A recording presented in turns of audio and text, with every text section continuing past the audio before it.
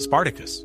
Spartacus did not die for applause. He did not fall in an arena, waiting for a thumb, a signal, or mercy from a Roman crowd. He died in open war, trying to tear his way through the army of the most powerful republic on earth. Before he became a legend, he was a Thracian gladiator held in a school at Capua. Then he escaped with a small group of fighters, stole weapons, climbed into the hills, and turned a prison break into a rebellion Rome could not ignore. Thousands joined him. Slaves, herdsmen, fugitives, people with nothing left to lose. For a while, Spartacus humiliated Roman commanders again and again. But Rome did not stay careless forever. Marcus Licinius Crassus took command, rebuilt discipline with terrifying punishments, and began trapping the rebel army in the south of Italy. Spartacus tried to escape, possibly by sea, but the plan failed. In the final battle, the story becomes almost cinematic. Plutarch says Spartacus killed his own horse before the fight, because if he won, he would have Roman horses, and if he lost, he would not need one. Then he pushed forward, not running, not hiding, but trying to reach Crassus himself. He killed men around him, was wounded, and kept fighting until he was surrounded and cut down.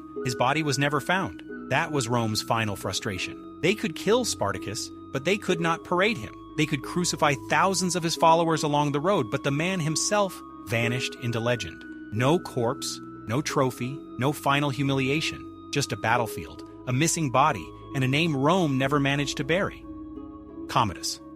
Commodus died the way fake legends often die, not in the spectacle they built for themselves, but in a small private room, when the people closest to them finally stopped pretending. He was not a gladiator like the others. He was emperor of Rome, and that made his obsession much more dangerous. Commodus wanted to be seen as Hercules reborn. He entered the arena dressed as a gladiator, fought carefully arranged opponents, slaughtered animals for display, and forced senators to watch him perform victories they had to applaud. Real gladiators risked death every time the gate opened. Commodus risked nothing, because the whole arena bent around him. But outside the sand, the danger was growing. By the end of 192 AD, Commodus had become unpredictable, paranoid, and terrifying to his own household. The conspiracy began with poison. His mistress Marcia allegedly gave him poisoned food, but Commodus vomited after wine and a bath, and the poison failed. That made everything worse. If he survived and discovered the plot, the conspirators would die.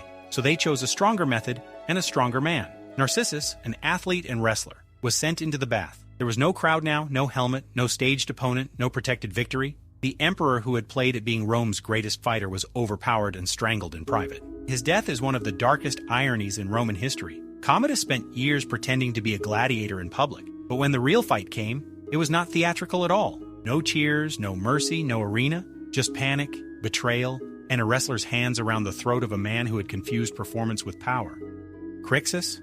Crixus died because the rebellion that terrified Rome could not stay united. He was a Gaul, a gladiator, and one of the first great names to escape from the school at Capua with Spartacus. But Crixus was not simply a follower. Ancient writers remember him as a leader in his own right, a fighter with enough force behind him to split from Spartacus and take a large army away. Why did he leave? The sources do not give us his private thoughts. Maybe he wanted revenge against Rome. Maybe he wanted plunder. Maybe he disagreed with Spartacus' strategy and believed the rebels should keep attacking instead of trying to escape Italy. Whatever the reason, the split was fatal. Crixus was no longer shielded by the full rebel force, and the Roman consul Gellius caught him near Mount Garganus. This was not a clean arena death, not one champion falling before another. It was a battlefield collapse. The Romans hit his army hard, and ancient accounts say huge numbers of his men were killed with him. Crixus died as a commander, surrounded by the destruction of the force he had chosen to lead. The most powerful part of his death is what happened after. Spartacus did not treat it as just another loss.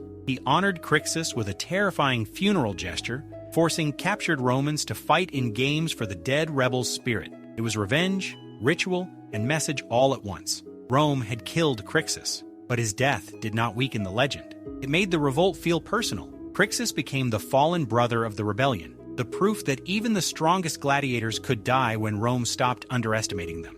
Flamma. Flamma's death is powerful because we do not know the final blow. We only know the record he left behind, and that record is almost impossible to ignore. He was a Syrian gladiator, probably a secutor, the heavily armored fighter built to hunt the retiarius, the man with the net and trident. The secutor's helmet had small eye holes, smooth curves, and heavy protection, but every second inside it was exhausting. Flamma fought 34 times. That number alone is brutal. Most gladiators did not build long careers. They were wounded, killed, sold, punished, or simply broken down by the life. But Flamma survived again and again. He won 21 fights. He fought to a draw 9 times. 4 times he lost and was spared, and 4 different times he was offered the wooden sword of freedom. 4 times he refused it. That is what turns Flamma from a name into a mystery. Why stay? Did he love the fame? Did he know no other life? Was freedom outside the arena less real to him than glory inside it? His tombstone says he died at 30. It does not tell us whether he died in a final match, from wounds after combat, from illness, or from the accumulated punishment of a life spent under armor. But the silence is part of the story. Flamma escaped death over and over, then disappeared behind numbers carved in stone. 34 fights, 4 chances to walk away, and 1 grave that leaves the last moment blank. Some gladiators died in one famous scene. Flamma's death feels like the end of a slow bargain with the arena, a bargain he kept choosing until the arena finally kept him. Spiculus. Spiculus died because he became too closely tied to the wrong emperor. He was one of Nero's favorite gladiators, and in Rome, imperial favor could make a man rich, famous, and doomed at the same time. Nero rewarded him with money, status, and attention. To the public, Spiculus was not just a fighter anymore. He was part of the emperor's world, one of the men Nero used to decorate his own image. But when Nero fell, that connection turned poisonous. In 68 AD, Nero was abandoned, condemned as a public enemy, and trapped by the collapse of his own power. Even then, he wanted his death to look dramatic. Suetonius says Nero called for Spiculus, hoping the famous gladiator would kill him. It was pure Nero. Even suicide had to become theater. But Spiculus could not be found, and Nero died without him. Then came the backlash. Rome turned on the dead emperor's circle, and Spiculus was caught in the hatred left behind. According to Plutarch, the crowd killed him in the Forum by throwing him beneath statues of Nero that were being dragged through the streets. If that account is true, the symbolism is almost too perfect. The gladiator raised up by Nero was crushed under Nero's image. He did not die because he lost a fair fight. He died because politics changed direction. One day, imperial favor made him untouchable. The next, it made him a target. Spiculus is a reminder that in Rome, the arena was never separate from power. A gladiator could survive swords, crowds, and opponents, then be destroyed by the memory of the man who once applauded him. Gannicus.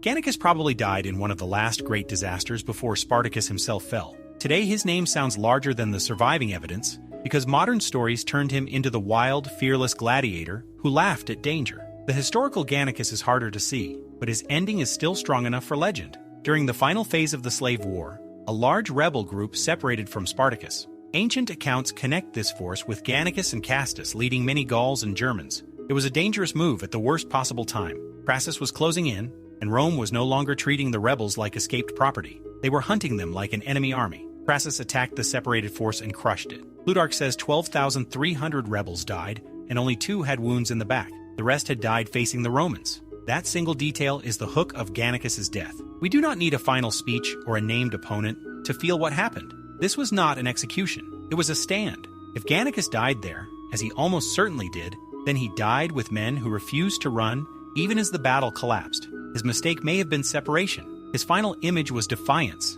In the arena, a gladiator's courage was performed for spectators. On that battlefield, courage had no reward, no prize, no freedom, no applause that mattered. Just Roman steel, a failed gamble, and thousands of rebels dying face first toward the enemy. Diodorus. Diodorus died in the most infuriating way possible, after he may have already won. His tombstone tells the story like an accusation. He fought a gladiator named Demetrius, and at some point Demetrius went down. For a moment, Diodorus believed the fight was his. In the arena, that moment mattered. A fallen opponent could mean victory, appeal, mercy, or the end of the exchange. But the senior referee, the Summa Rudis, did not let the result stand. He allowed the fight to continue. Demetrius recovered, the match turned, and Diodorus died. That is what makes this story different from a simple sword death. Diodorus was not just killed by another fighter. He was killed by hesitation, procedure, and a decision from authority. The tombstone blames fate and the treachery of the referee, and you can feel the anger still alive in the words. It also tells us something people often forget about gladiators. These fights were not always mindless slaughter. There were rules, officials, signals, pauses, judgments, and expectations, but rules did not make the arena safe. Rules only created new ways to die. Diodorus' death is frightening because it turns victory into something unstable. Imagine standing over a defeated opponent, believing you survived, and then hearing that the fight is not over. One command, one interpretation, one moment of confusion, and the man on the ground becomes the man who kills you. Diodorus died inside that cruel gap between winning and being declared the winner. Bato. Bato died because winning was not enough. That is the horror of his story. Under the Emperor Caracalla, he was forced to fight 3 opponents in a row on the same day. One gladiator match could break a man. The armor was heavy, the heat was brutal, breathing was difficult, and every movement cost strength. Even the winner could leave injured, dehydrated, and barely standing. Bato won the first fight. That should have been glory. Then he was made to fight again. He won the second. That should have been legendary. Then came the third opponent, and by then, Bato was not fighting only a man. He was fighting exhaustion, wounds, thirst, and the emperor's appetite for a better show. The third opponent killed him. Cassius Dio says Caracalla then gave Bato a magnificent funeral, which somehow makes the death feel even colder. The emperor created the impossible situation, watched the fighter survive twice, demanded more, and then honored him after the system had used him up. That funeral was not justice. It was decoration. Bato's death exposes the arena at its ugliest. The crowd could call a fighter brave, the emperor could call him noble, and Rome could praise his memory. But none of that mattered if power wanted one more fight. Bato proved himself twice, and still had to keep going. He did not die because he failed. He died because success only made the show continue. That is a darker ending than simple defeat. A gladiator killed after victory, because victory had become part of the punishment.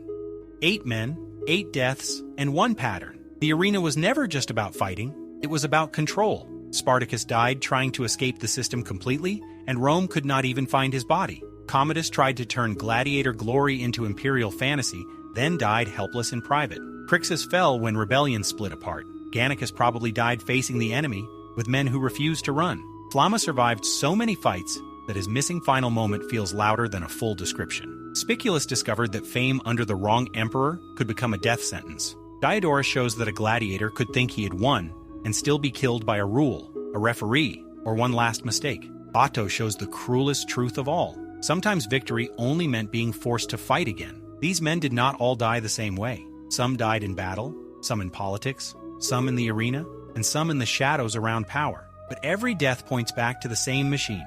Rome loved courage, but only when it could sell it. Rome admired fighters, but only while it owned them. The crowd could cheer, an emperor could reward, a tombstone could remember, but the ending almost never belonged to the gladiator. That is why their deaths still feel powerful. They were not only violent endings. They were warnings carved into history. In Rome, fame could lift a fighter higher than any slave was supposed to rise, but the spectacle always waited below.